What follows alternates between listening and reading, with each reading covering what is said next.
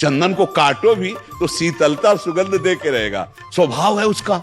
ऐसे ही संतों का स्वभाव है।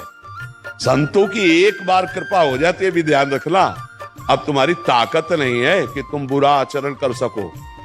जलोगे जिस समय, बुरा सोचोगे भी तो तुम जलने लगोगे और तुम्हारा मंगल होके रहेगा। एक तुम्हें और बता दे, एक बार राधा बाबा से किसी ने पूछा कि संतों का स्वभाव कैसा होता है। बोले जैसे पागल कुत्ता निशाना बना ले, अब वो सैकड़ों को छोड़ के तुम्हें जरूर काटेगा काटेगा। ऐसे संतों को होता है कि अगर पकड़ लिया, तुम्हारे ऊपर कृपा दृष्टि चली गई, तो तुम भागो विश्व में कहे जाओ, तुम्हारा कल्याण होके रहेगा, तुम्हारा मंगल होके रहेगा। तुम बुरा कर नहीं सकते क्योंकि संत कृपा पात्र बन गए हो। उनकी दृष्टि है, तो श्री जी की कृपा से दृष्टि मिली है। और हवा कभी कभी चलती, कभी कभी हवा चलती, ये भगवान की कृपा चली है। कलयुग है, कहां करुणा कृपा का बोध हो। हमारे अगर कर्म सही हैं तो किसी भी ग्रह नक्षत्र, किसी भी विनायक, किसी भी शक्ति की ताकत नहीं कि हमें गिरा सके। अगर हमारे कर्म बिगड़ गए तो कोई बना भी नहीं सकता। ये विवाह समझ लो। अब जब बोले हमने तो देवी की आराधना की, हमारा काम बन गया, आपका कर्म हुआ ना, आपने देवी की आराधना की, आप स्वीकार करते हैं ना, सही ढंग से हो गई, उसका फल मिला, आपको आनंद मिला, आपको लगा बड़ी कृपा होगी। बात समझनी है, अपने सुख दुख का निर्माण हम स्वयं करते। कहीं ऐसी परिस्थिति हो जाए कि दो में एक को चयन करना पड़ेगा, कि हम मां को चयन करें या पत्नी को चयन करें, तो हमको चाहिए कि किसी भी स्थिति में पत्नी को अपना संग स्वीकार करके मां की सेवा करनी। त्याग दोनों का नहीं किया जा सकता।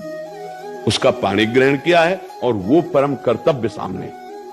अगर पाणी ग्रहण किया हम त्याग कर देते हैं तो वे विचार प्रवृत्ति में चली जाए, गलत मार्ग में, तो हमारा जीवन खत्म हो गया क्योंकि पाणी ग्रहण किया। अगर पति पत्नी मां का त्याग कर देते तो हमारा धर्म नष्ट हो गया।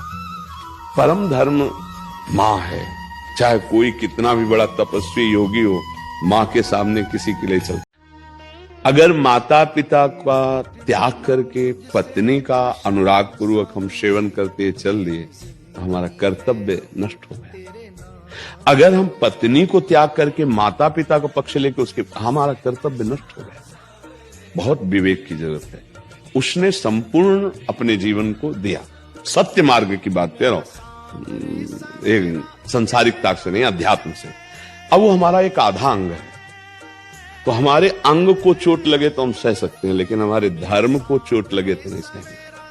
अगर पत्नी को मां ने हमारी गाली दिया तो हम पत्नी को दुलार करके समझा लेंगे, देखो हम तुम एक हैं, वो मेरी मां है, यार क्षमा करो, प्यार से रहो ना। मां को पत्नी ने गाली दिया तो जैसे हम अपने को कोसेंगे बाद में, ऐसे हम डांट सकते हैं नहीं, वो पूज्य है, तुम्हें ऐसे, अगर ऐसे शब्द, तो हमारा मन बर्दाश्त नहीं करेगा क्योंकि वो पूज्य है। पत्नी हमारा अंग है, मां और पिता हमारे पूज्य हैं। अच्छा, बुढ़ापे में बुद्धि का फर्क हो जाता है, निर्णय में चिड़चिड़ाहट पैदा हो जाती है, स्वभाव में रुक्षता आ जाती है, सोच विचार की कमी भी हो जाती है। हमको उनकी बातें नहीं ध्यान देनी। वो गाली दे रहे हैं, वो निंदा कर रहे हैं, दो रिश्तेदार आए, उनसे तुम्हारी निंदा, तुम्हारी पत्नी की निंदा, आपको सब सहना है। उनकी सेवा प्रधान